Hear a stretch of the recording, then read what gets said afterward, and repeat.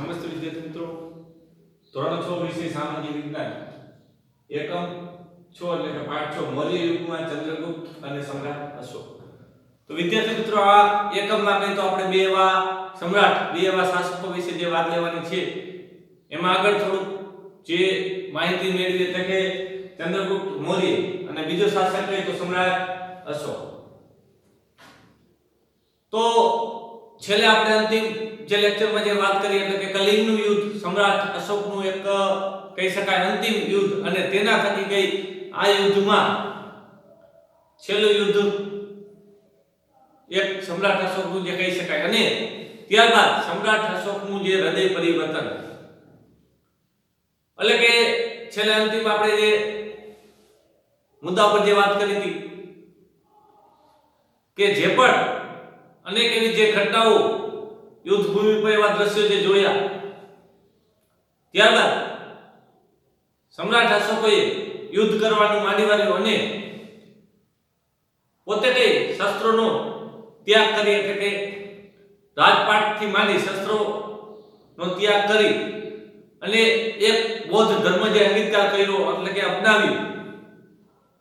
અને બૌદ્ધ ધર્મના પ્રચારક તરીકે જે કઈ દરેક દેશના અનેક પ્રદેશો ઉપર જે પરિભ્રમણ કર્યું. તો આ રીતે તમામ જે કહી શકાય એને જે શાસક તરીકે જે જવાબદારી નિભાવી હતી, જે રાજા તરીકે જે ભૂમિકા ભજવી હતી, એટલે કે પોતાના જે પિતાના જે વિસ્તાર જે પ્રદેશ હતો એનાથી વધુ વિસ્તાર જે મેળવ્યો, વધુ પ્રદેશો જે પોતે કબજો એના ઉપર મેળવીને મગધ સામ્રાજ્ય મહાસામ્રાજ્ય જે બનાવ્યું અને અંતે કઈ તો જનક રાજા સાથે જે આપણે કઈ છેલ્લે અંતિમ જે યુદ્ધ થયું તેમાં કલિંગ જેના ઉપર વિજય મેળવ્યો હતો અને તે પણ વિજય મેળવીને સમ્રાટ અશોકોએ કલિંગ પ્રદેશને પણ પોતાના કબજામાં મેળવી લીધું, તેના શાસકને હરાવ્યું. પરંતુ એને જોયું કે મેં આટલો જે આટલા પ્રદેશો જે વિજય મેળવ્યો ખરેખર વિજય ગણાય નહીં, કેમ કે જે પણ એને યુદ્ધ ભૂમિ પર જે દ્રશ્ય જોયા, ઘણા બધા જે સૈનિકો જે ઘાયલ થયા હતા, ઘણા બધા જે સૈનિકો જે ઘાયલ થયેલા સૈનિકો ચીસો પાડતા હતા, ઘણા બધા મૃત્યુ પામ્યા હતા, ઘણા બધા જે કઈ પશુ એટલે કે હાથીથી માંડી જે અનેક એવા એ પણ ઘાયલ થતા જોવા મળે છે. તો આ રીતે જે પણ યુદ્ધ ભૂમિ પર જે પણ પુરુષો જે મૃત્યુ પામ્યા છે, ઘાયલ થયા છે, ઘરે કોઈ એની જે રાહ જોઈ રહ્યા છે, એના કોઈ એની પત્ની કે એની માતા કે એની બહેન, એના બાળકો જે રડતા જોવા મળશે, તો એને વિચાર્યું કે મેં મેળવ્યું છે. તો આવા અવનવા જે વિચારો એને રાતભર કે ઊંઘી ન શક્યો અને કઈ તો સવારે ઉઠીને કઈ તેને પોતે રાજપાટ આખો છોડીને શાસ્ત્રનો ત્યાગ કરીને અને એક બૌદ્ધ ધર્મ જે અંગીકાર કર્યો અપનાવ્યો. તો આ તો સમ્રાટ અશોકનું અંતિમ અને છેલ્લું યુદ્ધ, જેને કારણે તેના જીવનમાં જે નવી આખી પ્રણાલી જે ઊભી થઈ, નવી જીવન પદ્ધતિ તેને જીવવાનો જે શરૂ કર્યો અને રાજપાટ કે સંન્યાસ શાસ્ત્રનો ત્યાગ કરીને બૌદ્ધ ધર્મ અંગીકાર કરીને પોતે બધું રાજમહેલ જે છોડીને અને એક બૌદ્ધ ધર્મ અંગીકાર કર્યો અને રાજીવના વેશમાંથી ગઈ તો ધર્મરાજના વેશમાં સમ્રાટ અશોક એટલે કે ધર્મ જે કહી શકાય ધર્માનુરાગી સમ્રાટ અશોક બની ગયો. હવે આવે છે વિદ્યાર્થી મિત્રો, અહીંયા જે વાત કરવાની છે લિપિ. તો આધુનિક ભારતની મોટા ભાગની જે લિપિઓ હંમેશા કે તો બ્રાહ્મી લિપિમાંથી વિકસી છે. અનેક પ્રકારની જે લિપિઓ જે ભાષાઓ જે છે જેનો ઉપયોગ જે કરવામાં આપણે આવી જે લિપિઓની જે આગળ જે વાત લેવાની છે કે સમ્રાટ અશોકે જે અનેક એવા શિલાલેખો જે ની કોતરણી કામ કરાવી છે અથવા શિલાલેખો જે કોતરાવ્યા છે, સ્તંભલેખો જે કોતરાવ્યા છે, તેમાં આવી જે લિપિઓનો જે ઉપયોગ થતો જોવા મળે છે. તો અહીંયા જે વાત કરવાની છે પેલો મુદ્દા ઉપર આપણે કહીએ તો એવી જે લિપિઓની વાત લઈ તો પ્રારંભિક એવી બ્રાહ્મી જે લિપિનો સમાવેશ થાય. આના સિવાય કહીએ તો દેવનાગરી, હિન્દી લિપિનો, બાંગ્લા મલયાલમ અને તમિલ જેવી લિપિઓ જે છે તેવી લિપિઓનો જે સમાવેશ થતો જોવા મળે છે. અને આવી લિપિઓ જે કઈ તો આવા રાજાઓ જે છે જે સમ્રાટ અશોક તેમાંથી અનેક એવા શાસકોએ કઈ તો આવી લિપિઓનો જે ઉપયોગ કરી અને અનેક એવા શિલાલેખો અને સ્તંભલેખો જે કોતરાવ્યા હતા. તો અહીંયા જે પાંચ બીજા મુદ્દા પર જે વાત કરવાની છે આપણે વિદ્યાર્થી મિત્રો, કલિંગના યુદ્ધનું વર્ણન કરતો અશોકનો શિલાલેખ. તો કલિંગનું યુદ્ધ આપણે કહી શકાય યુદ્ધનું વર્ણન કરતા અશોકે પોતાના જ એક કલિંગના શિલાલેખમાં લખાયું છે કે રાજા બન્યાના એને પોતાના જે વિચારોને લખે રાજા બન્યાના 8 વર્ષ જે પછી પણ મેં કલિંગ પર વિજય મેળવ્યો હતો. જે પણ એટલે કે સમ્રાટ અશોક રાજા બન્યા, રાજાની જવાબદારી સંભાળ્યા બાદ 8 વર્ષ પછી કઈ તો કલિંગ ઉપર એટલે કે જે પણ તેના પિતાનો જે પ્રદેશ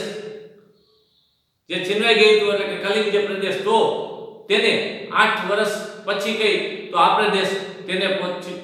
પિતાનો જે પ્રદેશ હતો એ પોતે કઈ પાછું પોતાના કબજામાં મેળવી લીધું. તો અહીંયા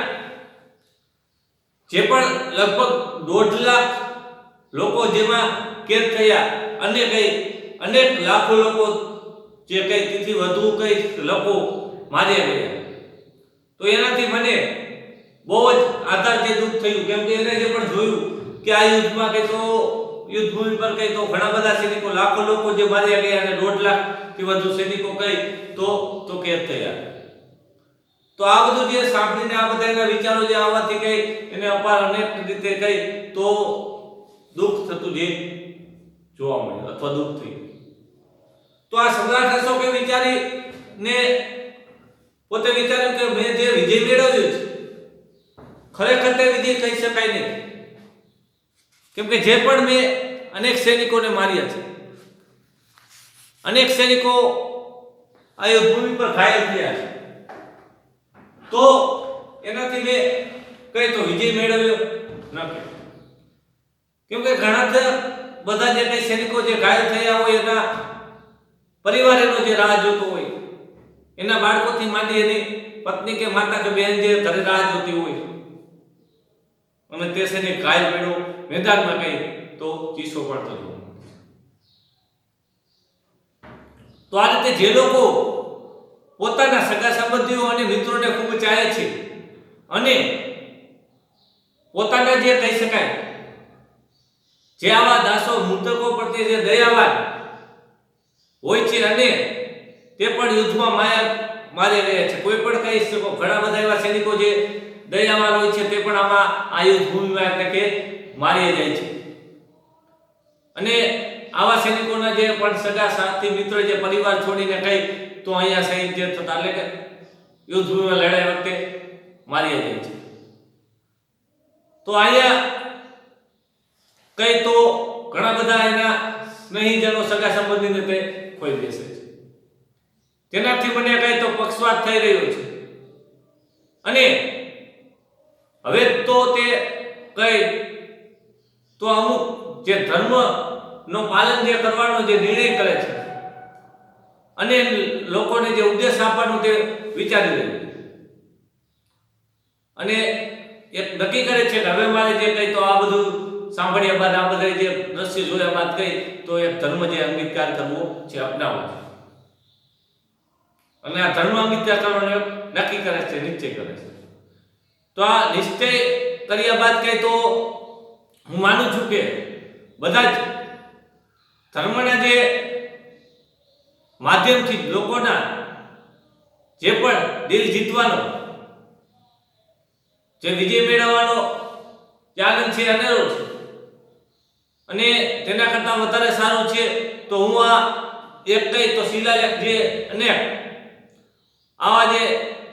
અભિલેખ ભવિષ્ય માટે તે કઈ અને અનેક એવા જે લેખો અભિલેખથી માંડી શિલાલેખો કોતરવાનું તેને નક્કી કર્યું. મારા પછી કે તો મારા જે પુત્રોને પૌત્રો પણ જે કહી શકાય જે પણ યુદ્ધ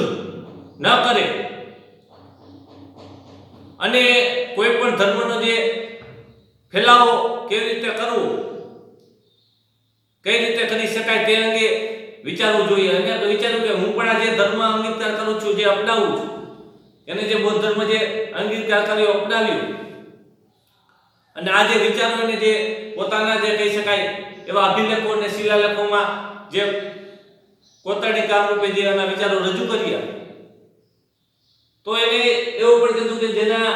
પુત્ર પણ, એના સંતાનો, જેના પુત્ર પણ કોઈ પણ એવો ધર્મ જે અંગીકાર કરે અને તે ધર્મના પ્રચારક બને તેવા વિચારો તેને રજૂ કર્યા. કેવું તેને વિચારવું જોઈએ. તો આ રીતે ધર્મ એટલે કે ધર્મનું એક પાલન કરનાર અને ધર્મ પ્રચારક તરીકે એટલે કે બૌદ્ધ ધર્મ અંગીકાર કરીને સમ્રાટ અશોક ધર્મ પ્રચારક તરીકે એક અનુગામી જે બની ગઈ. તો અહીંયા ગુજરાતમાં પણ કઈ જૂનાગઢમાં આપણે ગીતા પર્વત તરફ જતા કઈ દામોદર કુંડ જતા અશોકનો જે શિલાલેખ મળી આવે છે, જેમાં કઈ તો પ્રાકૃત અને જે ભાષામાં અનેક એવી લખાયેલ જે લિપિઓ જે જોવા મળે છે. આ શિલાલેખમાં પણ 3 એવા રાજ્યો એ કહી શકાય જેના રાજ્યોના લેખો જે જોવા મળે છે. આ લેખ કઈ તો રાજા માગક્ષત્રય રુદ્રદામાનો જે છે, અને આ લેખોમાં કઈ તો મૌર્ય રાજા ના ચંદ્રગુપ્ત મૌર્યનું પણ જે રાષ્ટ્રીય બીજું કહી શકાય પુષ્પગુપ્ત દ્વારા પણ નિર્માણ કરવામાં આવ્યું છે. આ ત્રણેય રાજાઓ દ્વારા કઈ તો એનું વર્ણન જે અમુક જે દર્શાવવામાં આવ્યું છે, ત્રણેય રાજાના નામનો જે ઉલ્લેખ કરવામાં આવ્યો છે. તો આવેલ એના પછી કઈ તો જે આ સુદર્શન તળાવ એટલે જળાશય અને અશોકના રાષ્ટ્રીય એક કહી શકાય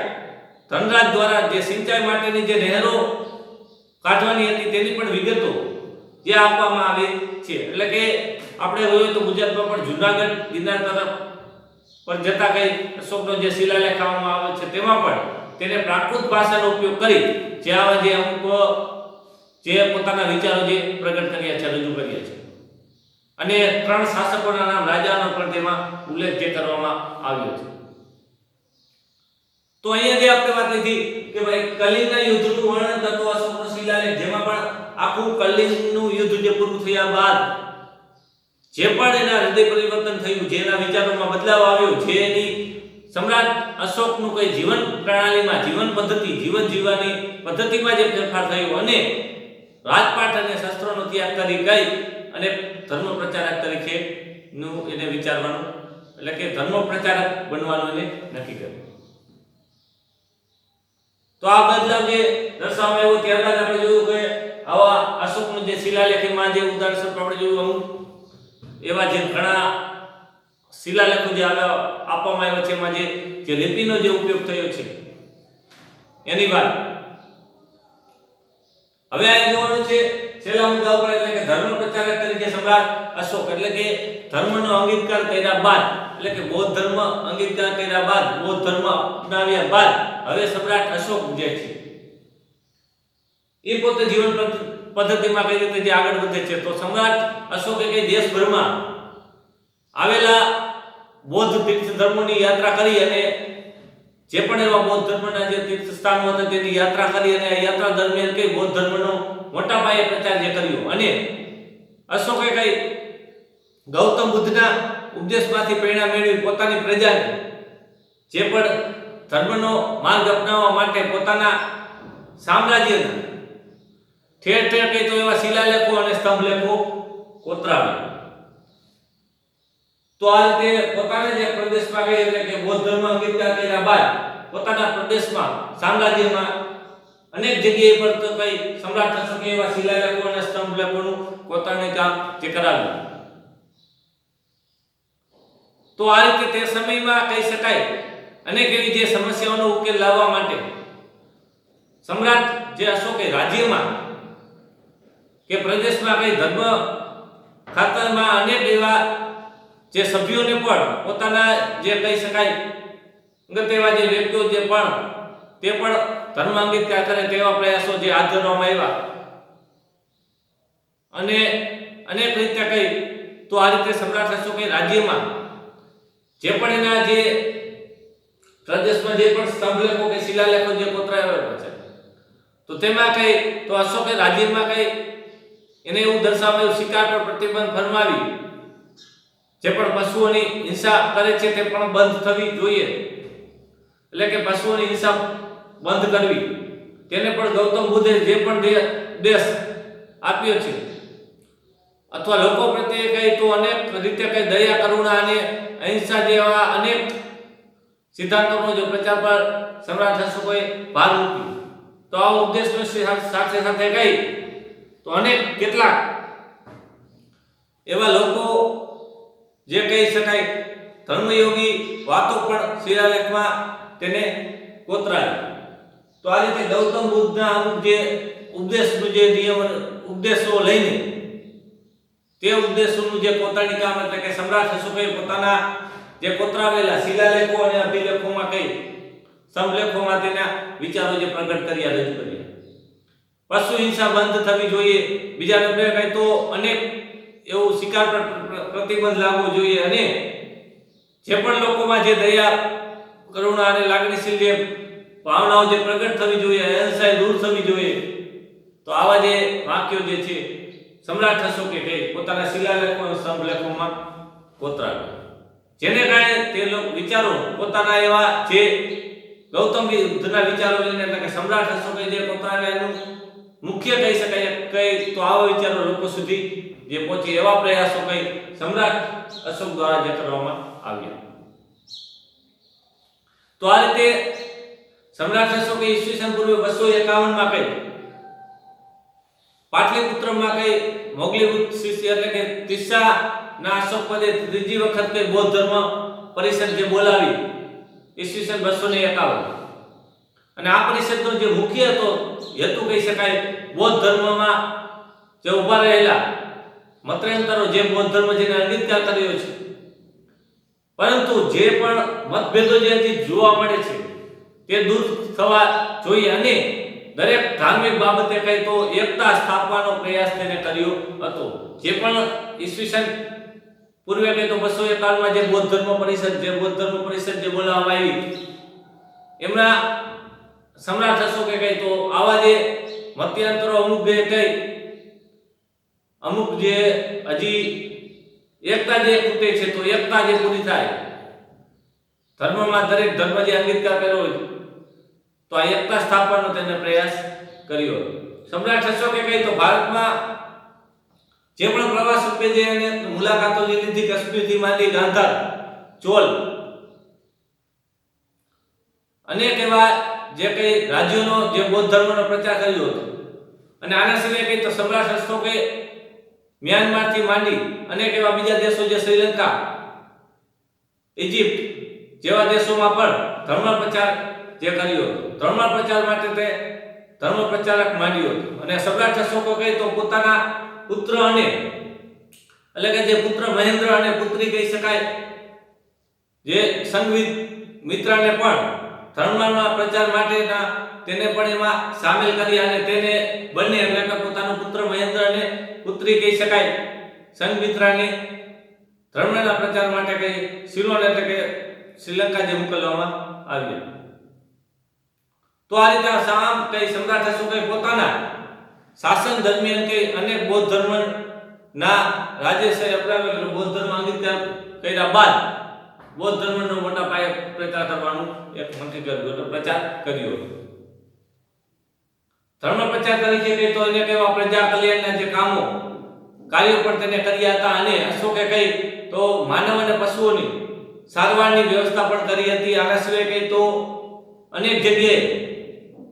જે કુવા ખોદકાવ્યા, વૃક્ષારોપણ જે કરાવ્યું હતું, રસ્તા પર કઈ તો અનેક વિશ્રામ ગૃહોનું જે નિર્માણ કરાવ્યું હતું. તો આવા ઠેર સમ્રાટ અશોકે એટલે કે ધર્મ પ્રચારકની સાથે સાથે અનેક એવા પ્રજા કલ્યાણના કામો